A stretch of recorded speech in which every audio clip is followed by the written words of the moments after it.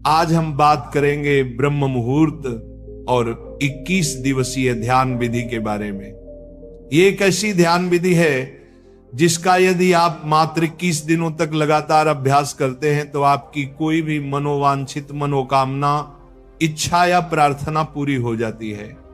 क्योंकि आपको इस ध्यान विधि का अभ्यास ब्रह्म मुहूर्त में करना है, इसलिए सबसे पहले हम ब्रह्म मुहूर्त के विषय पर विस्तार से चर्चा करेंगे और फिर ध्यान विधि के बारे में बात करेंगे।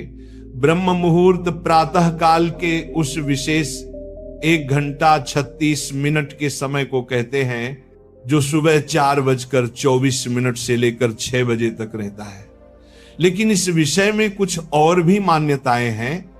अगर हम प्राचीन ग्रंथों का अध्ययन करें तो उनके अनुसार रात्रि को 4 कालों में विभाजित किया गया है। पहला काल है रुद्र काल। रुद्र काल शाम 6 बजे से लेकर रात्रि 9 बजे तक प्रभावी रहता है। उसके बाद दूसरा काल है राक्षस काल। राक्षस काल रात्रि 9 बजे से लेकर 12 बजे तक प्रभावी रहता है। फिर उसके बाद तीसरा काल है गंधर्व काल। गंधर्व काल रात्रि 12 बजे से लेकर भोर के 3 बजे तक प्रभावी रहता है।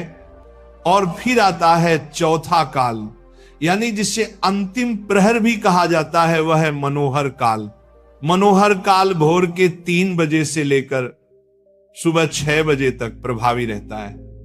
ब्रह्म मुहूर्त के समय की जो मान्यताएं हैं वह मनोहर काल यानी कि 3 से 6 बजे के बीच में ही पड़ती हैं।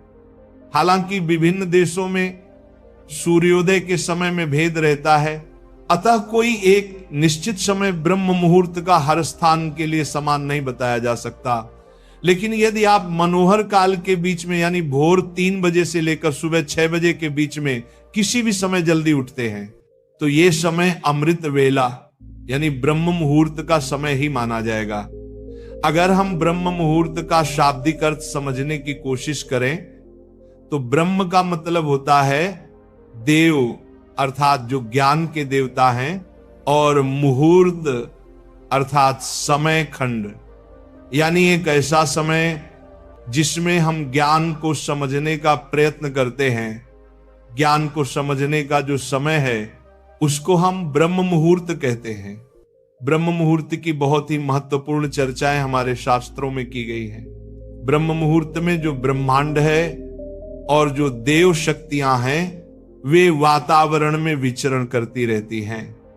अगर आपकी नींद इस समय के दौरान अचानक खुल जाती है तो इसका मतलब है कि शुभ ऊर्जाएं आपसे संपर्क करना चाहती हैं। इसलिए जब आप इस समय में उठकर ध्यान जैसी शुभ क्रियाएं करेंगे तो आपको बहुत जल्दी उन ऊर्जाओं से संपर्क स्थापित होना शुरू हो जाएगा। इसी प्रकार सभी धर्मों के जो देवालय हैं, चाहे मंदिर हो, गुरुद्वारे हो या फिर जितने भी पूजा स्थल हो, वे सब ब्रह्म मुहूर्त में ही खोले जाते हैं। क्योंकि यही वह समय है जब सारी नकारात्मक शक्तियां सो जाती हैं और सकारात्मक शक्तियां जागृत होती हैं। इस समय बहने वाली वायु को अमृत वायु कहा जाता है, क्योंकि सारा प्रदूषण और सारी दूषित वायु समाप्त होकर वातावरण में ऑक्सीजन के रूप में व्याप्त रहती है। और रात के समय ओस पड़ने के कारण इस समय वायुमंडल दिन की अपेक्षा काफी शीतल रहता है और मनोहर रहता है। इस समय वातावरण बिल्कुल शांत होता है और इस समय सोकर उठने के कारण हमारी मस्तिष्क की सभी क्रियाएं भी बिल्कुल शांत होती हैं। इसलिए यदि आप इस समय अपनी स्टडी करते हैं, पढ़ाई करते हैं, कोई प्लानिंग करते हैं या इंटर एस्पेक्ट करते हैं या ध्यान करते हैं तो उसमें आपको बहुत लाभ मिलता है। आपने वो कहावत तो सुनी ही होगी कि जल्दी सोना और जल्दी उठना सफलता की प्रथम सीढ़ी है। इसलिए यदि आप भी सफल होना चाहते हैं तो ब्रह्म मुहूर्त में उठना शुरू करें, इससे आपको बहुत सफलता मिलेगी। एक्चुअली प्राचीन काल में इलेक्ट्रिसिटी नहीं होती थी, इसलिए लाइट नहीं रहने पर लोग सूर्यास्त के बाद सो जाते थे। और सूर्योदय से पूर्व यानी ब्रह्म मुहूर्त में ही उठ जाया करते थे। ये प्रकृति के साथ चलने की उनकी एक पद्धति थी। अतः जो भी व्यक्ति प्रकृति के साथ संतुलन बनाकर चलता है वह हमेशा स्वस्थ ही रहता है।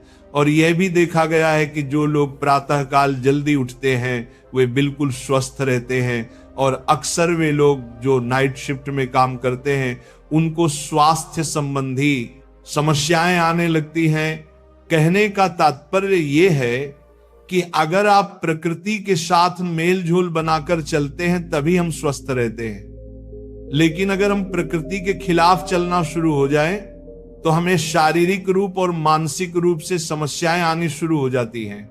भक्तों, अब तक आप समझ चुके होंगे कि ब्रह्म मुहूर्त क्या है और इसका महत्व क्या है। अब हम बात करते हैं 21 दिवसीय ध्यान विधि के बारे में। सबको मालूम है कि प्रातः काल का समय ध्यान के लिए सर्वश्रेष्ठ समय होता है, इसलिए आज हम एक ऐसी ध्यान विधि की बात करेंगे जो विशेषकर ब्रह्म मुहूर्त में ही की जाती है।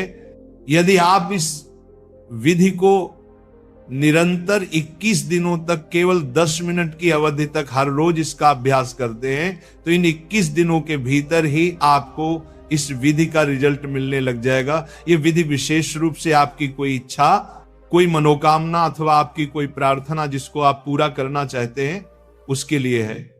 इससे पहले कि हम इस विधि पर पूरी बात करें, थोड़ी सावधानी रखनी जरूरी है। जैसे कि ऐसे लोग जिनको हृदय से संबंधित कोई कष्ट है, हृदय से संबंधित कोई बीमारी है, या जिनको रक्तचाप की समस्या, ब्लड प्रेशर की समस्या रहती है, वह इस विधि का अभ्यास ना करें, क्योंकि इस विधि के अंदर हमें सांस को रोककर रखना पड़ता है। यही कारण है कि हृदय रोगी और रक्तचाप के मरीज इस विधि को बिल्कुल ना करें। अब कैसे इसको करना है चलिए जानते हैं। ये एक बहुत ही चमत्कारिक विधि है और बहुत जल्दी अपना रिजल्ट देती है। इसका कारण है कि इस विधि में हम अपना ध्यान अपने आज्ञा चक्र पर स्थित रखते हैं, और आज्ञा चक्र हमारा एक ऐसा चक्र है जो हमारे संकल्प का स्थान है और हमारी विजुअलाइजेशन का स्थान है और हमारी क्रिएटिविटी का स्थान है। अगर हम इस चक्र पर केंद्रित होकर कोई प्रार्थना करते हैं, कोई संकल्प को दोहराते हैं, तो वह संकल्प या प्रार्थना बहुत जल्द पूरी हो जाती है, क्योंकि इस चक्र का कार्यक्षेत्र ही यही है। इसे हम संकल्प चक्र भी बोलते हैं, क्योंकि इस चक्र पर ध्यान लगाने से हमारे संकल्प पूरे होते हैं। जैसे कि अगर हम कोई आज्ञा करें तो वो आज्ञा पूरी हो जाती है, वैसे ही सबसे पहले आप अपनी कोई एक मनोकामना लें। जैसे कोई भी ऐसी इच्छा है जो आप पूरा करना चाहते हैं, उसको अच्छी तरह डिसाइड कर लें कि मेरी ये इच्छा है, मेरी ये मनोकामना है, ये पूरी होनी चाहिए, क्योंकि आपको 21 दिनों तक केवल उसी इच्छा की पूर्ति के लिए ही इस ध्यान विधि का अभ्यास करना है। इसीलिए सबसे पहले आप अपनी एक इच्छा डिसाइड कर लें, फिर अपना ध्यान शुरू करें।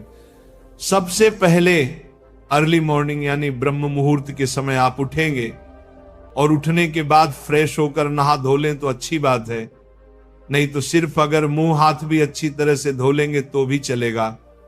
और फिर उसके बाद आप अपने घर के मंदिर में, पूजा स्थल में या अपने ध्यान कक्ष में ध्यानस्थ होकर बैठ जाएं।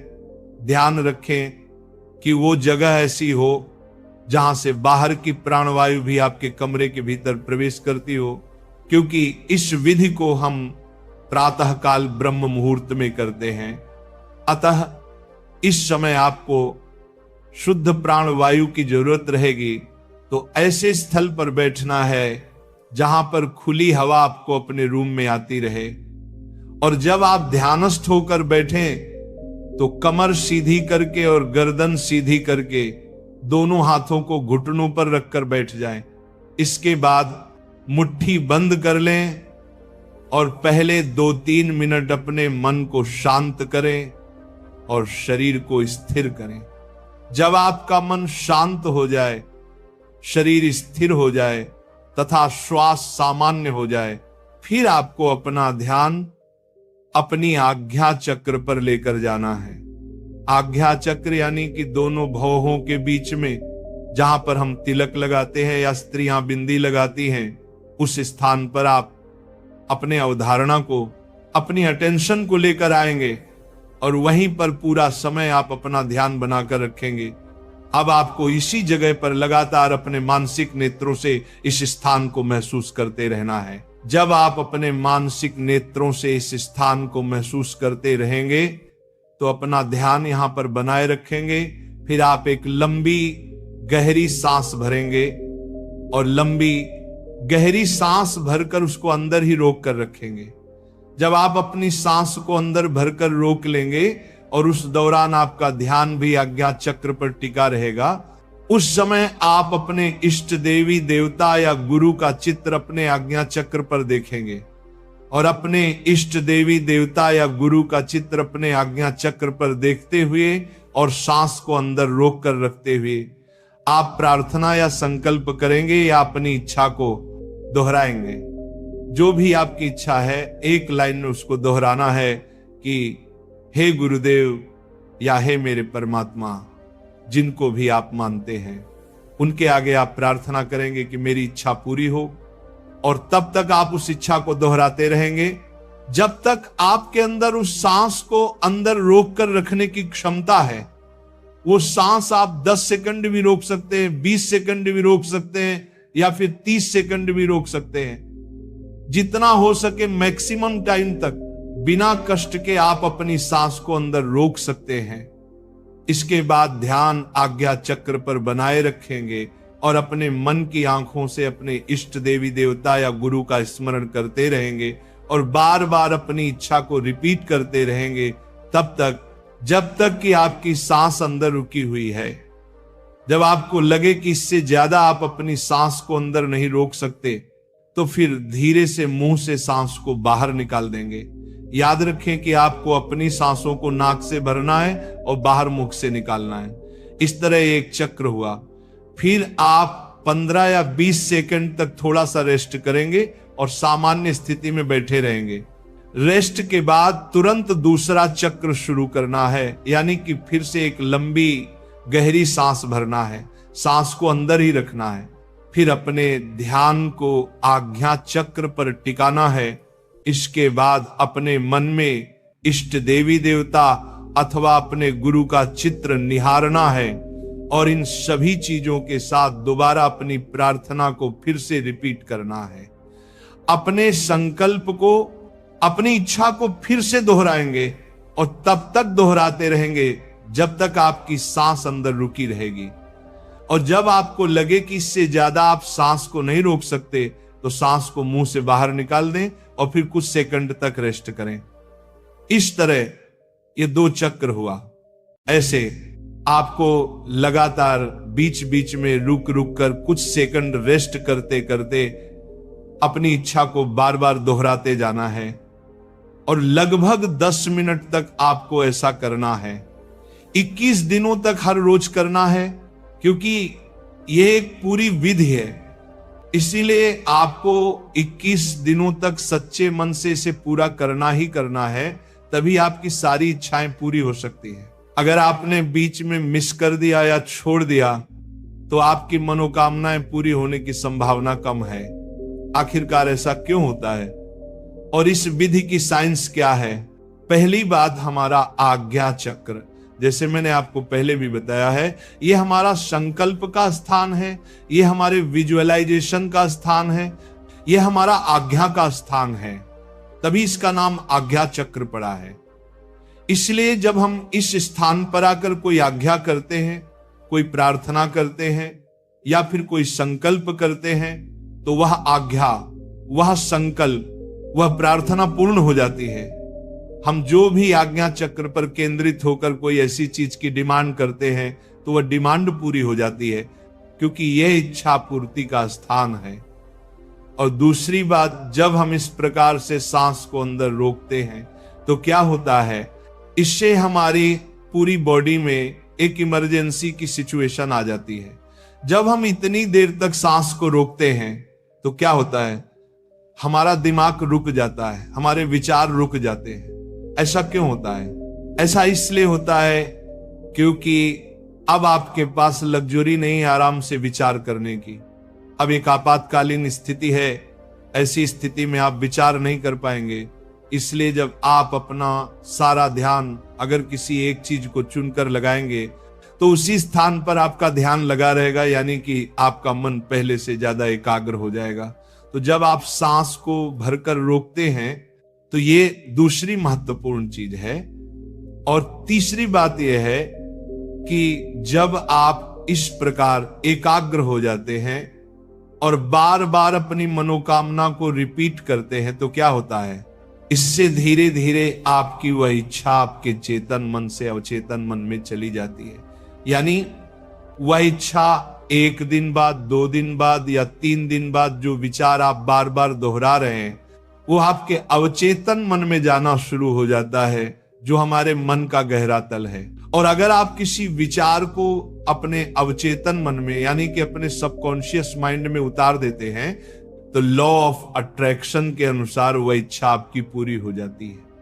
यही इसकी साइंस है।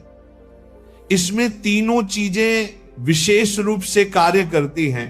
पहला आज्ञा चक्र, क्योंकि यह आज्ञा का स्थान है इसलिए हमारी आज्ञा को पूरी करता है। दूसरा सांस, जब अपने अंदर रोक कर रखते हैं तो शरीर में इमरजेंसी की स्थिति हो जाती है, जिससे आप फालतू के विचार करने से बच पाते हैं और आपका मन एकदम से एकाग्र हो जाता है। तीसरी चीज, जब आप अपने अवचेतन मन को खोल रहे होते हैं तब आपकी जो इच्छा है वह आपके अवचेतन मन में चली जाती है, जिससे उस इच्छा पूर्ति के द्वार खुलने शुरू हो जाते हैं। एक बात और जो सबसे महत्वपूर्ण है, आप इस विधि को ब्रह्म मुहूर्त के समय में कर रहे हैं। ब्रह्म मुहूर्त के समय की जो विशेषता है वह मैंने शुरू में ही आपको डिटेल में बता दिया है कि अगर हम कोई विधि ब्रह्म मुहूर्त के समय में करते हैं यानी प्रातः काल में करते हैं तो यह समय देवताओं का समय है, परमात्मा का समय है। अतः इस समय में आप अपने शुद्ध मन से कोई भी प्रार्थना करते हैं तो वह प्रार्थना आपकी जरूर सुनी जाती है। तो अब आप पूरी तरह समझ चुके होंगे।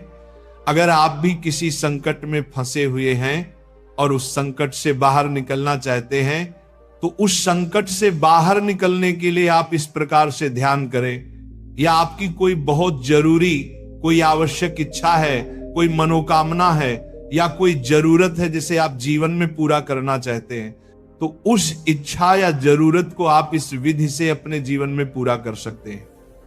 एक बात और, ऐसी किसी भी इच्छा पूर्ति के लिए इस विधि का प्रयोग न करें जिससे दूसरे का नुकसान हो, अन्यथा इसके दुष्परिणाम के जिम्मेदार आप खुद होंगे। आप इस विधि का अभ्यास सच्चे मन से करें, क्योंकि यह विधि हमारी आजमाई हुई विधि है। खुद मैंने अपने जीवन में इसको कई बार आजमाया है और हमेशा इसमें सफलता हासिल की है।